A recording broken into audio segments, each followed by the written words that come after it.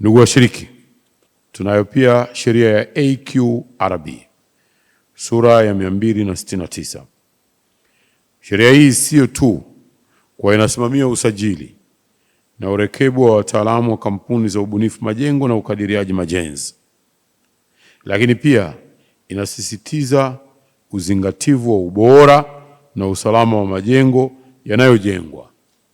Kwa kuweka sheria hii, serikali na wadau wa sekta ya ujenzi tunatambua kwa miji iliyopangwa vizuri hupunguza gharama za huduma na kuongeza ufanisi wa uwekezaji. Hii dunia ni dunia ya ubunifu.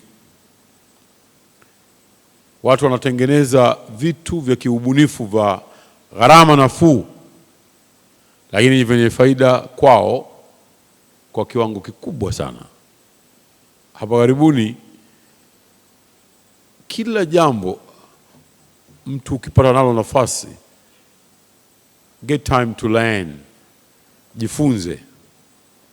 Miji iliyopangwa vizuri na majengo yaliyosanifiwa vyema huongeza ushindani wa taifa kimataifa kwa kuvutia uwekezaji na utalii. Hivyo tujitahidi kubuni vyema miji na majengo katika nchi yetu. Tujitahidi kubuni vyema miji na majengo katika nchi yetu.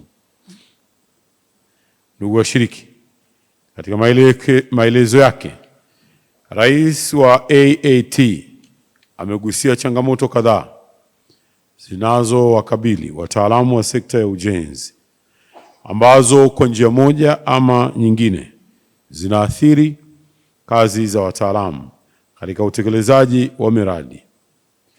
Changamoto hizi nimezipokea.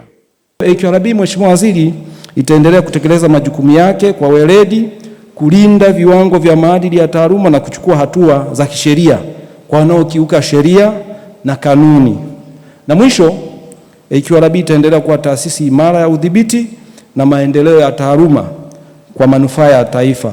Mheshimiwa Waziri, tunashukuru kwamba haya ni mafunzo endelevu ambayo huwa yanafanyika kila mara na yanafanyika kwa AAT, na kwa mara ya kwanza tumefanya mafunzo haya yakawa ni pamoja na TIQS na pamoja na bodi pamoja na kushirikiana na taasisi ya ubunifu majengo na ukadiriaji majenzi ya Zanzibar.